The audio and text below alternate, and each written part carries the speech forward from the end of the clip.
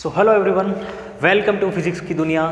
My name is Mukesh Kumar Barsoya. I have completed my BTech from NIT Kurukshetra and I have secured AIR 233 in GATE 2023. बच्चों ये जो gate का exam है, BTech के बाद में जो लोग कॉम्पिटिशन्स की तैयारी करते हैं, गेट का पेपर लिखते हैं, बीटेक के बाद में होता है. सो बच्चों हम लोग स्टार्ट करने वाले हैं complete physics for IIT JEE and NEET. And जो भी बच्चे अभी 11th क्लास में हैं स्पेशली उनके लिए ये वीडियो बहुत महत्वपूर्ण होने वाले हैं, बिकॉज हम सारी चीज़ों को बिल्कुल बेसिक से कवर करते हुए एक एक स्टेप आगे बढ़ाते हुए कड़ी से कड़ी जोड़ते हुए आगे बढ़ेंगे. और यकीन मानो बच्चों, रही बात क्वेश्चंस की, एक एक बेसिक से क्वेश्चंस को उठाते हुए एडवांस लेवल तक क्वेश्चंस को लेके जाएंगे. सो बच्चों आज का जो लेक्चर है इंट्रोडक्शन टू फिजिक्स, या इसको कह सकते हो कि सिलेबस का ओवरव्यू है आज का लेक्चर. बेसिक फिजिक्स की डेफिनेशंस पढ़ेंगे हम लोग, फिजिक्स क्या होती है, आप लोगों को सिलेबस में क्या पढ़ना है ना. ऐसा तो है नहीं भाई, आप लोग तैयारी कर रहे हो IIT की, नीट की, एटलीस्ट आपको सिलेबस का ओवरव्यू तो होना चाहिए ना कि भाई आप लोगों को पढ़ना क्या है, क्या क्या पढ़ोगे, कौन कौन सी चीज़ें आप लोगों को स्पेशली बहुत सारे एफर्ट्स लगा के पढ़नी है ना, ये चीज़ें. सो बच्चों स्टार्ट करते हैं बिना टाइम वेस्ट करे हुए, है ना. ओके, तो वेरी फर्स्ट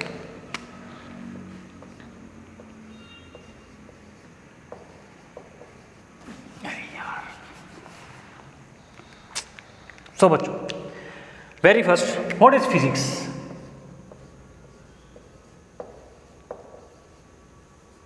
फिजिक्स क्या है?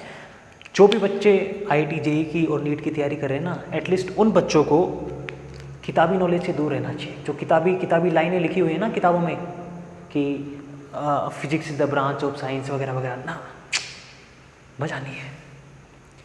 फिजिक्स अपने आप में एक पूरा प्रैक्टिकल सब्जेक्ट है. यकीन मानो माय डियर, आप एक एक चीज़ को फील करोगे, टच करके आओगे चीज़ों को, है ना.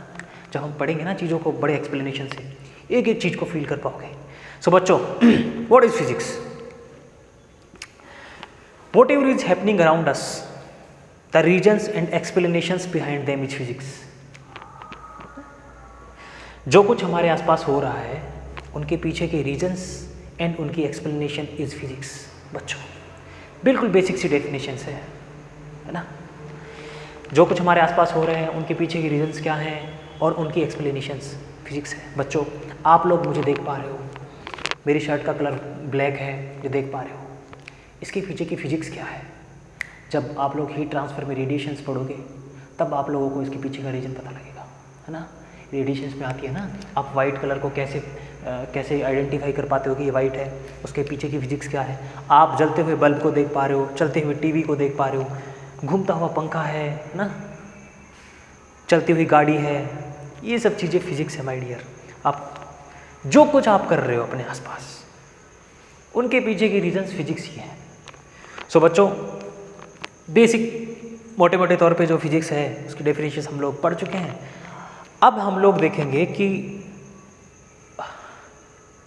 फिजिक्स को हम पढ़ें किस तरीके से.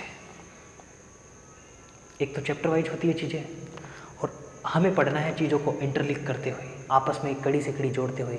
सो बच्चों फिजिक्स को हम 3 से 4 पार्ट में डिवाइड करके पढ़ेंगे, है ना.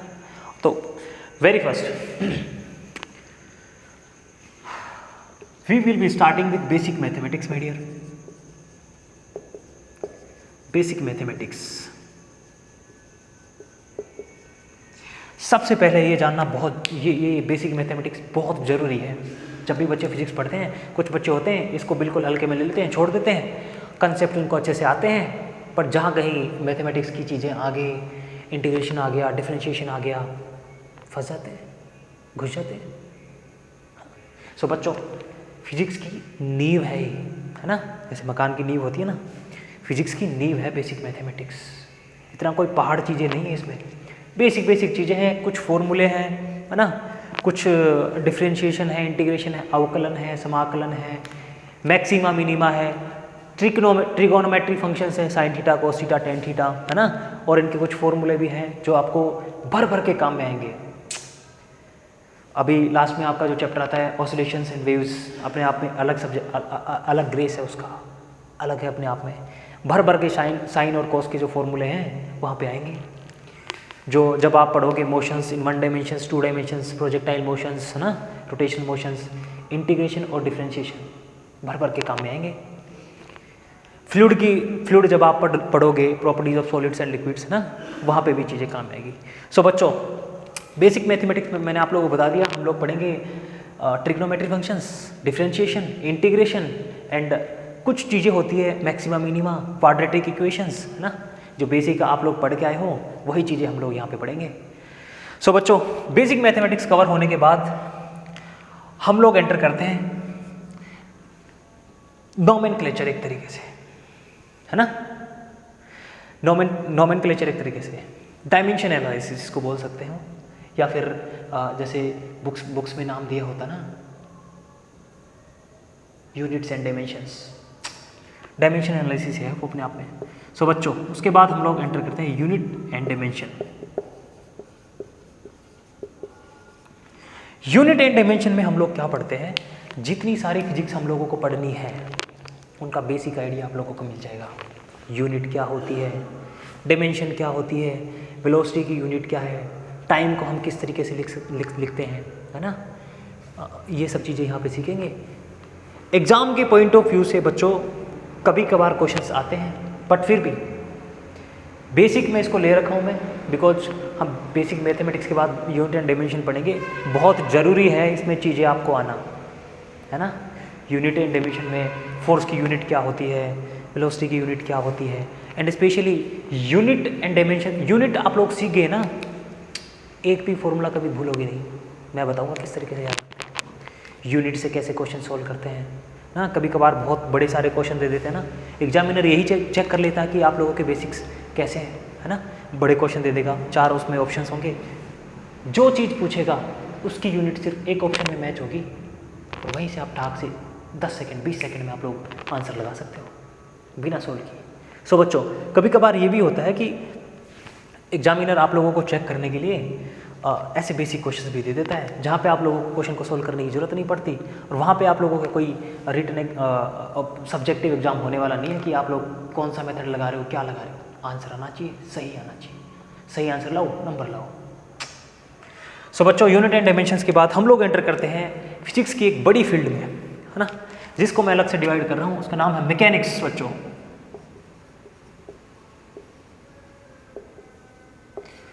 मैकेनिक्स अपने आप में एक अलग फील्ड है, 11th क्लास की बुक का मेजर फील्ड है माय डियर, बहुत मेजर फील्ड है।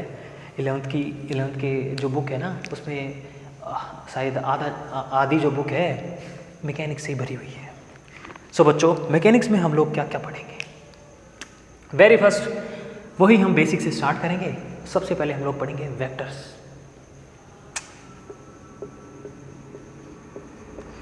वेक्टर्स क्या होते हैं बच्चों, किसी भी पॉइंट को स्पेस में हम लोग लोकेट करना चाहते हैं, वेक्टर यूज करते हैं, है ना, वेक्टर यूज करते हैं ना। एग्जाम के पॉइंट ऑफ व्यू से वेक्टर से क्वेश्चन आते हैं, यस सर, कभी कभार आते हैं, बट यदि आपको वेक्टर नहीं आता, आगे कहीं भी आपको ये फंसा सकता है। वेक्टर के बेसिक को यूज करके अच्छे क्वेश्चंस बनाए जाते हैं। सपोज फॉर एग्जांपल मैं कहूँ किसी पार्टिकल की मैं आपको पॉइंट दे देता हूँ कि वो 3, 4 पे है, आप उसके बाद उसकी कोई भी प्रॉपर्टी लाइक मैकेनिक्स में वेलोसिटी, एक्सेलरेशन, इन चीज़ों को रिलेट करके, या फिर आप जब 12th की फिजिक्स में पढ़ोगे इलेक्ट्रोस्टैटिक्स, वहाँ चीज़ों को रिलेट करके कई जगह पे माय डियर वेक्टर को कहीं भी घुसा देते हैं, और जिन बच्चों को वेक्टर नहीं आता ना, वो खुद भी घुस जाते हैं। सो बच्चों, वेक्टर में एग्जाम के पॉइंट ऑफ व्यू से नीट में थोड़ा चांसेस ज़्यादा रहते हैं यहाँ से क्वेश्चंस के, बट जेईई में वो जानते हैं कि बच्चों को हर जगह वेक्टर पढ़ना होता है, उनके क्वेश्चंस भी कम ही होते हैं ना, नीट में 45 क्वेश्चंस होते हैं। सो बच्चों, वेक्टर के बाद हम लोग पढ़ेंगे बिल्कुल बेसिक मोशन, 1 डायमेंशन मोशन। बच्चों, 1 डायमेंशन मोशन को रेक्टिलिनियर मोशन भी बोलते हैं। फॉर एग्जाम्पल, आप लोग हो, आपके घर से एकदम सीधी रोड जाती है और आप उस पर चल रहे हो, 1 डायमेंशन मोशन, एक ही डायरेक्शन में जा रहे हो ना, बिल्कुल सीधी है, जाओ वापिस आ जाओ, 1 डायमेंशन मोशन है ना। कुछ ज़्यादा खास है नहीं, 3-4 इक्वेशंस होती हैं, उनको कहाँ वो वैलिड है कहाँ नहीं है, आप लोग ये सीख के सारे क्वेश्चन हो जाएंगे, एक भी नहीं अटकोगी, है ना। सबसे इम्पोर्टेंट ये है ना कि चीज़ें तो आपके पास हैं, बट वो कहाँ एप्लीकेबल है, आप लोगों को ये जानना बहुत ज़रूरी है ना। सो बच्चों 3-4 इक्वेशन आती हैं यहाँ पे, है ना, उनको वो कहाँ वैलिड है, कहाँ उनको लगा सकते हो, ये चीज़ें आप जान के हो जाएगी बल्ले बल्ले, सारे क्वेश्चन हो जाएंगे। सो बच्चों अब हम एक स्टेप और आगे बढ़ते हैं। अब हम देखेंगे कि जब मोशन 2 डायरेक्शन में एक साथ हो, 2 डायरेक्शन में एक साथ मोशन कैसे होगी। देखो रिसेंटली आप लोगों ने सुना होगा जो जेवलिन थ्रो होता ना, है ना, सर नीरज चोपड़ा ने जो गोल्ड मेडल जीता था अभी recently, javelin throw 2 dimension motion का एग्जाम्पल है बच्चों। आप यहाँ से किसी एंगल पे पत्थर फेंक रहे हो, 2 डायमेंशन मोशन है, दोनों डायरेक्शन में मोशन हो रही है, इधर भी हो रही है ऊपर भी हो रही है ना। जेवलिन थ्रो जब उन्होंने फेंका था मैक्सिमम डिस्टेंस पे वो गया, क्या उसके पीछे की फिजिक्स थी, यहाँ पढ़ेंगे 2 डायमेंशन मोशन में। जब 2 डायमेंशन मोशन में आप लोगों को पढ़ाऊँगा तब आप लोग खुद अपने आप से सीख जाओगे, आप अपने आप से समझ पाओगे कि उसके पीछे की फिजिक्स क्या थी, कि क्यों वो मैक्सिमम डिस्टेंस तक चला गया। इसमें भी एंगल के लफड़े होते हैं माय डियर, जब पढ़ोगे सीख जाओगे, बिल्कुल बेसिक से हम लोग पढ़ेंगे एक एक चीज़ को आगे बढ़ाते बढ़ाते। और बच्चों मैकेनिक्स ना अपने आप में इतना इंटरलिंक है, इतनी कड़ी से कड़ी जुड़ी हुई है, तभी मैं इनको पार्ट्स में डिवाइड कर रहा हूँ। 1 dimension motion, 2 dimension motion, 3 dimension motion आगे आएगी, आप लोग देखोगे। सो बच्चों 1D मोशन के बाद हम लोग एंटर कर जाएंगे 2D मोशन में, जिसमें मेनली चैप्टर का नाम लिखा होता है प्रोजेक्टाइल मोशन। वो 2D मोशन का ही एग्जाम्पल होती है ना, दो डायरेक्शन में एक साथ मोशन 2D मोशन। सो बच्चों अब हम रियल लाइफ के एग्जांपल्स देखते हैं जो हर जगह घटित होते रहते हैं ना, हैपन होते रहते हैं। फॉर एग्जांपल पतंग उड़ाते हुए आप लोगों ने देखा होगा, उड़ाई होगी ना, ओके। उड़ते हुए पक्षी को देखा होगा, यस सर देखा है। 3D मोशन के एग्जांपल है बच्चों, तीनों डायरेक्शन में एक साथ मोशन होती है, इधर उधर ऊपर नीचे, तीनों डायरेक्शन, है ना। तीनों डायरेक्शन तो समझते हो ना, तीन परपेंडिकुलर डायरेक्शन होती है ना यार, x direction, y direction, z direction, है ना। तीनों आपस में परपेंडिकुलर होती है, this is x direction, y direction, this is z direction. बच्चोअरे यार देख लो यार, कोई भी एक्स वाई जेड ले लो आप, this is X Y Z, minus X minus Y and minus Z, है ना। तीनों आपस में परपेंडिकुलर होती है।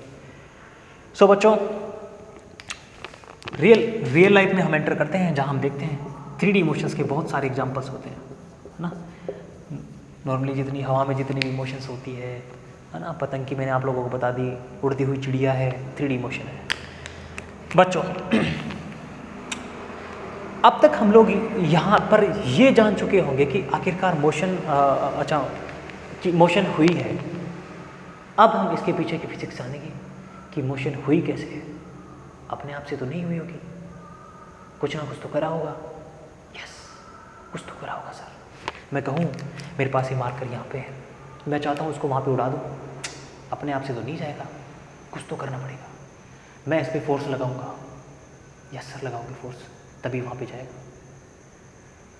ओके सो बच्चों इसके पीछे की फिजिक्स क्या है, ये मोशन हो तो गई पर आखिरकार हुई कैसे है ना। आखिरकार हुई कैसे, हमने इन पे कुछ ना कुछ फोर्स लगाया होगा, तब जाके ये मोशन हुई है। ये हम लोग पढ़ेंगे इनके बाद में कि इनके रीजन्स क्या थे इन मोशंस के, है ना, वो हम लोग पढ़ेंगे न्यूटन्स लॉ ऑफ मोशन में। लॉज ऑफ मोशंस चैप्टर का नाम लिखा होता है, बट वहाँ पे पढ़ते हम क्या है, NLM, Newton's law of motion. So बच्चों NLM ही लिख रहा हूँ मैं इसको, न्यूटन्स लॉ ऑफ मोशन, समझ जाइएगा, है ना, बेसिक है। सो बच्चों यहाँ तक की कहानी ठीक है। आप लोग ये भी देख चुके, ये जो मोशन के कोज क्या है, ये जो मोशन हुई है इसके कोज क्या है सर, ये मोशन ये NLM है। यहाँ हमने फोर्स लगाया तब मोशन हुई, जब हमने फोर्स लगाया तो उसका इफेक्ट क्या हुआ सर, हमने फोर्स लगाया तो मोशन हुई। बच्चों ये दोनों ये चीज़ें आपस में इंटरलिंक है ना, मोशन एंड NLM, है ना। एक चीज़ कोज है, दूसरा उसका इफेक्ट है। कोज क्या है? Force. Newton's law of motion में हम पढ़ेंगे इसको। फोर्स कोज है, इन कोज का इफेक्ट क्या हुआ? जब हमने फोर्स लगाया तो क्या हुआ? सर मोशन हुई, पर मोशन तो हम पहले ही पढ़ेंगे, पहले ही पढ़ चुके होंगे बच्चों। This is interlinking in subject. यही सब्जेक्ट में आपस में कड़ी से कड़ी जोड़ना होता है ना। और यकीन मानो, जब आप इन चीज़ों को इस तरीके से पढ़ोगे ना, आपस में एक दूसरे से इंटरलिंक करके जोड़ करके, अलग ग्रेस आप लोगों को मिलेगा, है ना, अलग फील आएगी आप लोगों को। सो बच्चों, यहाँ तक की कहानी क्लियर है। अब हम लोग रियल लाइफ में एंटर करते हैं, जहाँ हम लोग देखेंगे कि सर आपने जितनी चीज़ें बताई है ठीक है, होती है, बट कुछ आप मिस कर रहे हो। ठीक है सर।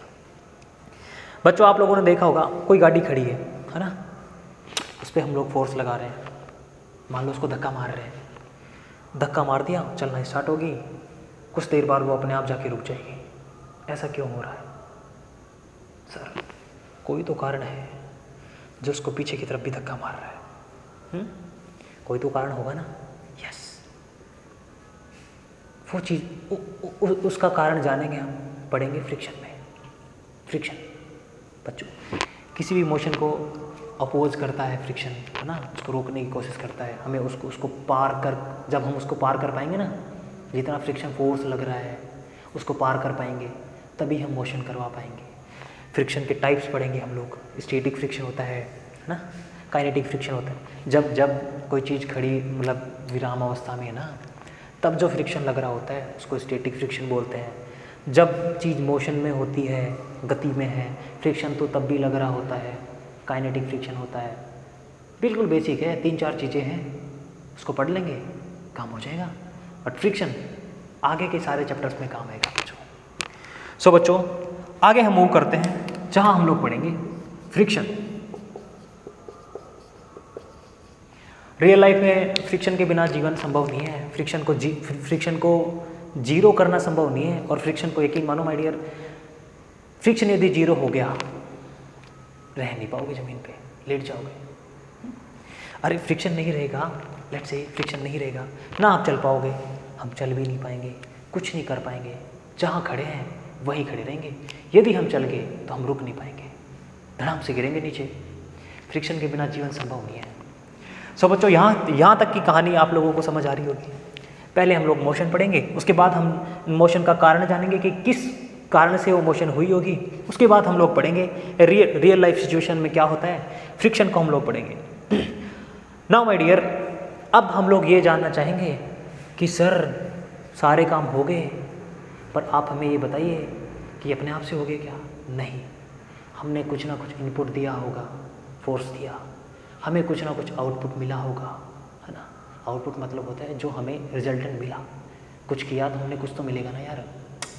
सो बच्चों, इसके बाद हम लोग पढ़ेंगे कि हमारा इनपुट आउटपुट क्या है, हमें उसका कितना फ़ायदा मिला, हमें कितनी उससे एनर्जी मिली, या कितनी एनर्जी हमने दी, कितनी हमें पावर मिली, है ना। ये चीज़ें पढ़ेंगे। उसका अलग से अपना एक छोटा सा चैप्टर होता है, वर्क, पावर एंड एनर्जी। बहुत छोटा सा चैप्टर है, बट एग्जाम के पॉइंट ऑफ व्यू से भर के क्वेश्चन। सारी चीज़ें पढ़ने के बाद हम लोग पढ़ेंगे वर्क, पावर एंड एनर्जी, है ना। इसका एक अलग से, है ना। ओके। सो बच्चों, यहाँ तक की चीज़ें पढ़ने के बाद अब हम लोग एक अलग तरीके की मोशन में एंटर करते हैं, जहाँ हम लोग देखेंगे कि जो भी मोशन हो रही है एक फिक्स सेंटर के अबाउट हो रही है। सर यहाँ तो कोई कहीं भी जा रहा था, इधर भी जा रहा था, इधर भी जा रहा था, ऊपर भी जा रहा था, एक साथ में ऊपर भी जा रहा था और उधर भी जा रहा था। Okay sir, okay. Now my dear, आप लोगों ने सुना होगा धरती माता जब सूर्य के चक्कर लगा रही होती है, सूरज तो स्थिर रखा होता है, धरती माँ ऐसे ही गोल गोल गोल गोल घूमती है ना यार। क्या है वो, है ना, सर्कुलर मोशन है वो। सर्कुलर मोशन का मतलब बिल्कुल ये नहीं है कि पूरी की पूरी मोशन सर्कल हो, नो, सर्कल से बिल्कुल मतलब नहीं है। जहाँ आप लोग सर्कुलर नाम सुन रहे हो, सर्कल का बिल्कुल मतलब नहीं है। सो बच्चों, कई एग्जाम्पल आप लोगों ने और देखे होंगे। साइकिल का पहिया घूम रहा होता है ना, सर्कुलर मोशन है बच्चों। बहुत सारे एग्जांपल्स देखे होंगे आप लोगों ने। साइकिल का पहिया घूम रहा है, गाड़ी का पहिया एक जगह पे घूम रहा है। द बेस्ट एग्जांपल, आप लोगों ने बचपन में वो क्या बोलते हैं यार उसको, एक रस्सी के पत्थर बांध के घुमाया होगा ना, गोल गोल गोल गोल घुमाया होगा यार। गांव में बच्चे स्पेशली घुमा लेते हैं, हम भी घुमाते थे, है ना। इसी एग्जांपल से हम सर्कुलर मोशन को समझते थे। तो बच्चों वो एग्जांपल सर्कुलर मोशन का है ना। पता नहीं उसको क्या बोलते हैं हिंदी में, मुझे नहीं पता। ओके, सो बच्चों इसके बाद हम लोग एंटर कर रहे हैं एक अलग तरीके की मोशन में, है ना, जिसका नाम है circular motion. Okay sir, okay बच्चों, सर्कुलर मोशन में हम और क्या पढ़ सकते हैं। सर आप कह रहे थे कि सर सर्कुलर का मतलब सर्कल से बिल्कुल नहीं है। यस, बाइक चलाई है कभी? चलाई होगी ना यार, लड़के लड़की सब ने चलाई होगी, आजकल तो सब चलाते हैं। बच्चों आप लोगों ने फील किया कभी कि जब रोड पे घुमाव आता है तब आप लोग स्टीयरिंग को इतना नहीं घुमाते, आप बाइक के साथ झुक जाते हो। इन चीज़ों का कारण हम लोग पढ़ेंगे सर्कुलर मोशन में। सारी चीज़ें आप लोगों को देखने को मिलेगी। क्या वहाँ पे पूरा सर्कल काटते हो आप? नहीं, कुछ ही पार्ट होता ना सर्कल का, इसीलिए मैं कह रहा था सर्कुलर का मतलब बिल्कुल सर्कल से नहीं है। सो बच्चों ये सब चीज़ें भी हम लोग यहाँ पे पढ़ेंगे सर्कुलर मोशन में, जानेंगे क्या रीजन होते हैं उनके पीछे की, क्या वो मैक्सिमम स्पीड होती है जिससे कि आप सेफली घुमा पाओ बाइक को, है ना। स्पीड ज़्यादा होगी या कम, आपने झुक के वहीं फिसल के गिर जाओगे, घर कौन पहुँचेगा। ठीक है बच्चों, किसी चीज़ का बेसिक है सर्कुलर मोशन। इसके बाद हम लोग एक स्टेप और आगे बढ़ते हैं और अब हम लोग देखेंगे कि जब मोशन होते होते अपना एक्सिस बदल रही हो, है ना, मतलब एक पॉइंट पे ना हो, घूमती भी हो और चल भी रही हो, इस तरीके के। सर क्या एग्जांपल दे रहे हो आप? बच्चों आप लोगों ने फिरकी देखी, आपने वो फिरकी घुमाते थे ना बच्चे जब हम लोग जब छोटे होते थे घुमाते थे उसको, यूँ टेबल पर रख के घुमा दिया, वो ऐसे घूमती भी थी, अपनी जगह भी चेंज कर लेती थी। वही एग्जाम्पल रोटेशन मोशन का। हाँ, आप लोगों को पता है जब धरती माता सूर्य के चक्कर काट रही होती है, अपने एक्सिस पे वो गोल गोल घूम रही होती है ना। अपने एक्सिस पे गोल घूमती है वो, ऐसा नहीं है कि ऐसे घूम के आगे, नहीं, अपने एक्सिस पे गोल घूम रही होती है। उनकी जो मोशन है रोटेशनल मोशन है। खुद के एक्सिस के अबाउट जितनी जो मोशन है उनकी रोटेशनल मोशन है। सूर्य के एक्सिस के अबाउट जो मोशन हुई थी सर्कुलर मोशन थी। हवा लग रही है? ओके, सो बच्चों रोटेशनल मोशन थोड़ा डिफिकल्ट माना जाता है, बट आई डोंट थिंक ऐसा कुछ है नहीं। आप लोगों ने और एग्जांपल देखे होंगे, है ना। अरे यार, आजकल तो जो गेट होते हैं ना घर में, उनको खोलते हैं, अपने आप वो चले जाते हैं, देखे होंगे ना यार। रोटेशनल मोशन का ये एग्जांपल है वो।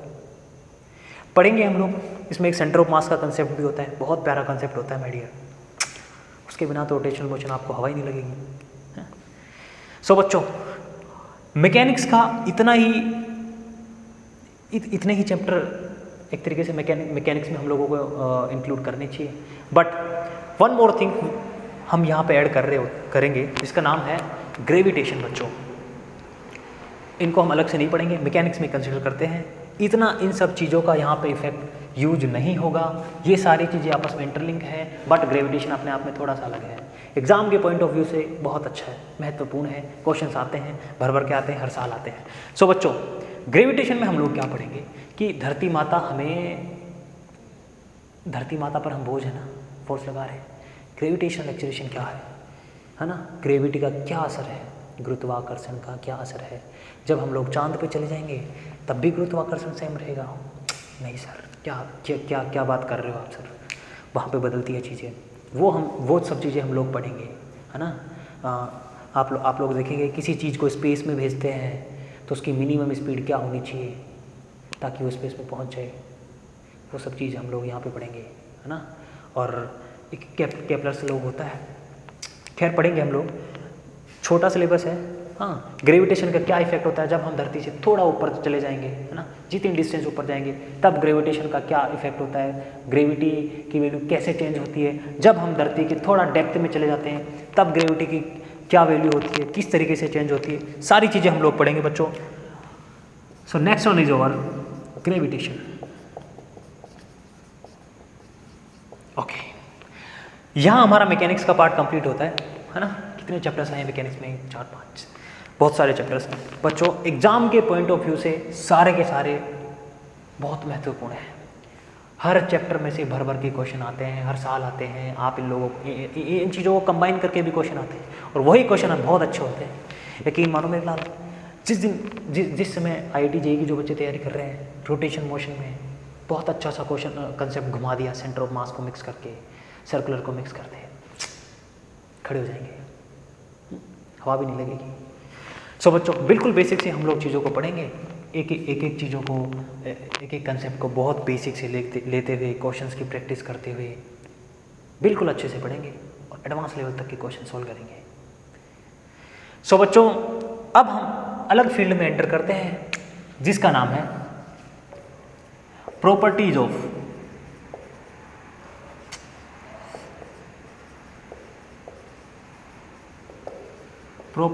सॉलिड्स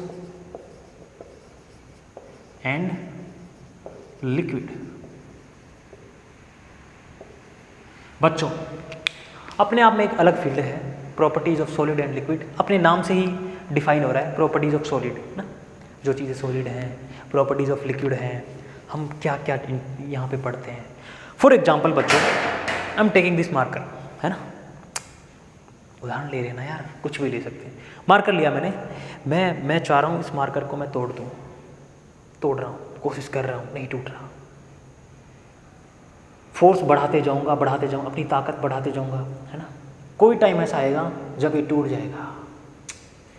किस पॉइंट पे जाके ये टूटेगा, क्यों ये वहीं पे जाके टूटा, है ना, क्या इसके पीछे की रीजन्स रहे होंगे, कौन सा मटेरियल का बना है, ये सारी चीज़ों की एक्सप्लेनेशन हमें मिलेगी प्रॉपर्टीज ऑफ सॉलिड्स में। यही प्रॉपर्टीज ऑफ सॉलिड्स है माय डियर। एक अपने आप में अलग सा चैप्टर है ना, जहाँ हम लोग देखेंगे कि कितना फोर्स ये झेल सकता है। जब मैं इसको खींचूँ ना इस साइड से, इसको यहाँ पे कुछ मान के खींचूँ इस साइड से, कितना फोर्स ये झेल सकता है ना। जैसे जैसे मैं फोर्स बढ़ाऊंगा, इसकी लेंथ कितनी बढ़ती जाएगी, इसकी डायमीटर कितनी कम हो जाएगी, क्या क्या चेंजेज आते हैं। स्ट्रेन बोलते हैं उनको, हिंदी में बोलते हैं विकृति।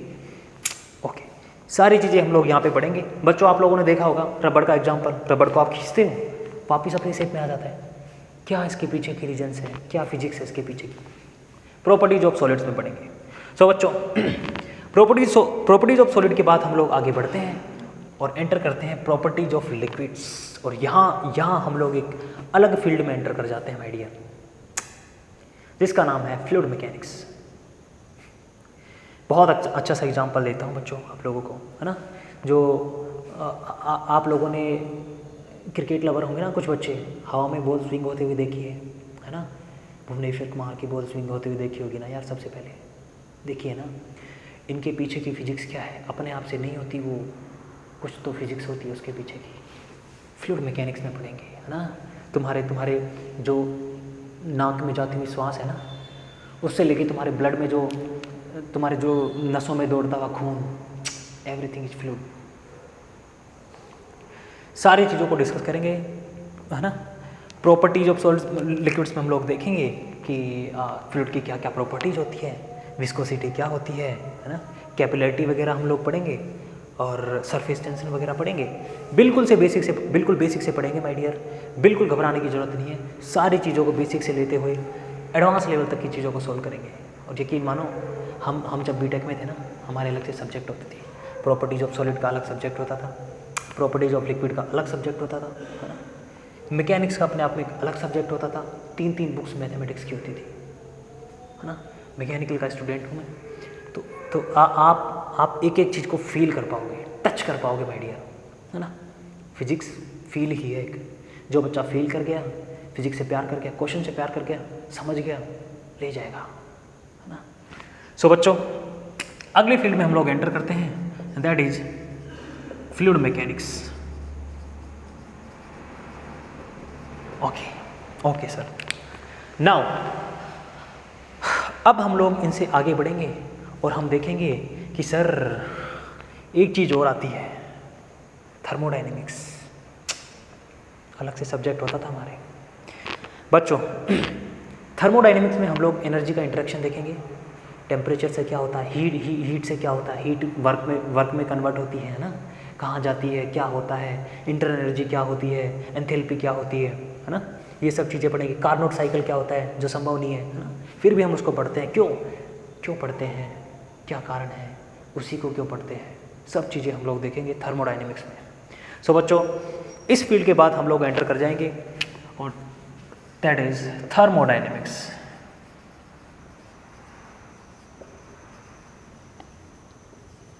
है ना, बहुत बड़ा नाम है यार।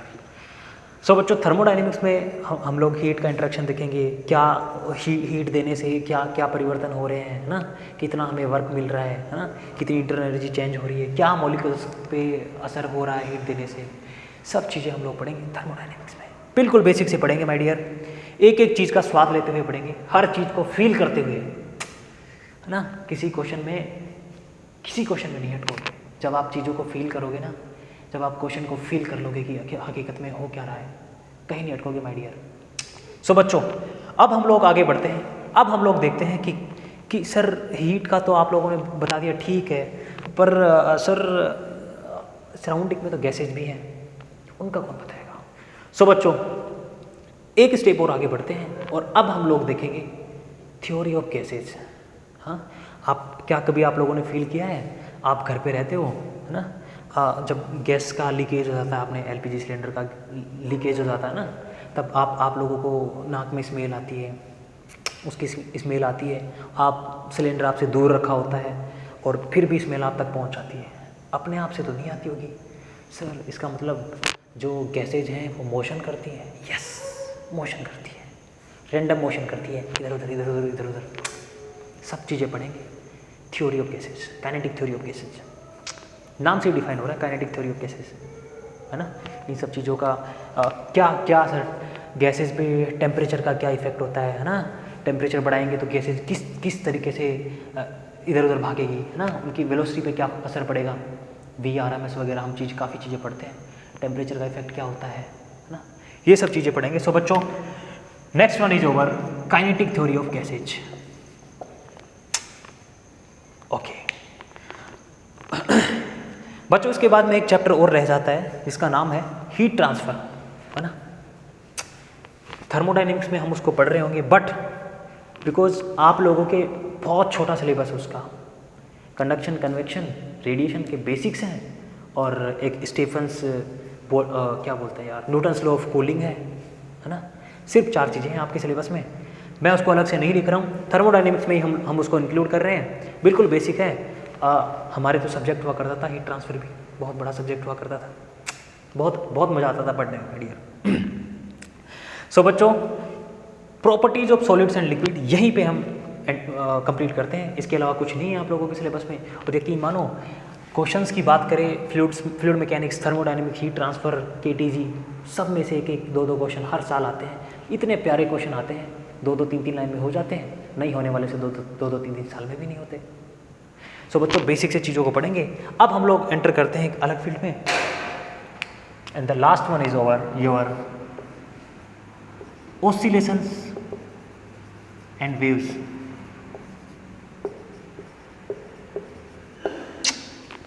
सो बच्चों ये अपने आप में बिल्कुल अलग चैप्टर है ना।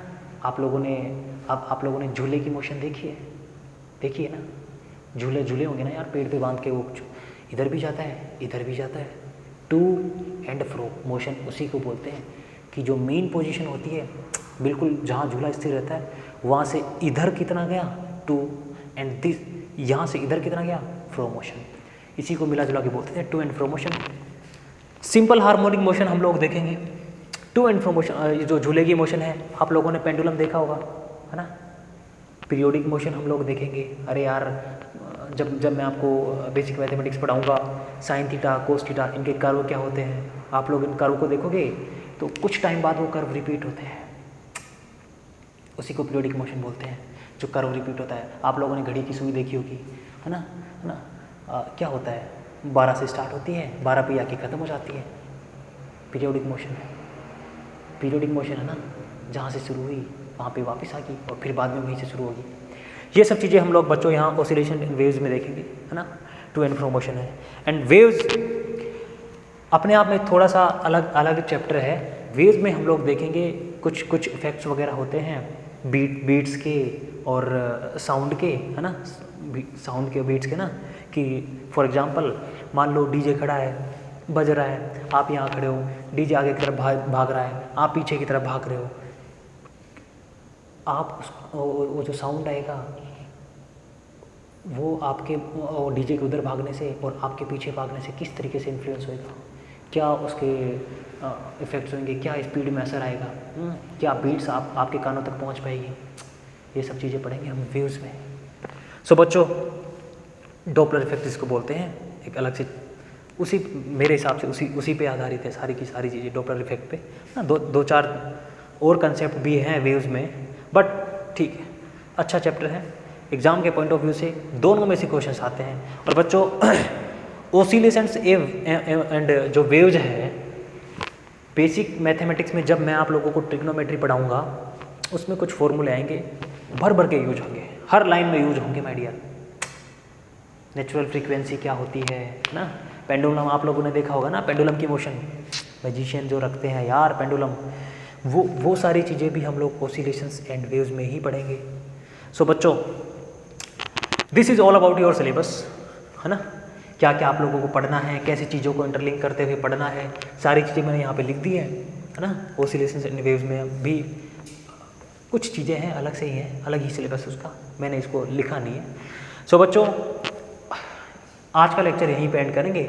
अगले लेक्चर में हम लोग स्टार्ट करेंगे बेसिक मैथमेटिक्स से, और यकीन मानो इतने बेसिक से पढ़ेंगे ना, जो बच्चे नीट के हैं उनको स्पेशली बहुत दिक्कत होती है इंटीग्रेशन में, डिफरेंशिएशन में, सर हमें ट्रिग्नोमेट्री भी नहीं आती। बच्चों सब कुछ आएगा जब आप चीज़ों को बेसिक से पढ़ेंगे, चीज़ों को समझेंगे ना, सारी चीज़ें आप लोगों को आएंगी। अगले लेक्चर से हम लोग स्टार्ट करेंगे बेसिक मैथमेटिक्स। सो आज का लेक्चर हम लोग यही एंड करेंगे माय डियर। और हाँ, स्पेशली जो बच्चे हिंदी मीडियम के हैं ना, जो अभी से हिंदी मीडियम में हैं, बच्चों अपनी आदत इंग्लिश में डाल लो, क्योंकि फ्यूचर में हिंदी का कुछ लेना देना नहीं है। सारी चीज़ें आप लोग जब आप MBBS करोगे ना, आप IIT में चले जाओगे, NIT में चले जाओगे ना, हिंदी में कुछ नहीं मिलेगा आपको, सारी चीज़ें होंगी इंग्लिश में होंगी, आपकी लैंग्वेज इंग्लिश में होगी। बच्चों एक बार आपको इस चीज़ से फेस करना ही पड़ेगा। बच्चे ऐसे स्टार्टिंग में डरते हैं, सर इंग्लिश में कैसे, नहीं डरो मत, गलतियाँ कर रहे हो कर लो, कोई दिक्कत नहीं है। आपको मीनिंग लिखने में समस्या आ रही है, याद करने में समस्या आ रही है, गलती हो रही है, करो बेटा, जब तक गलती करोगे नहीं तब तक सुधारोगे क्या।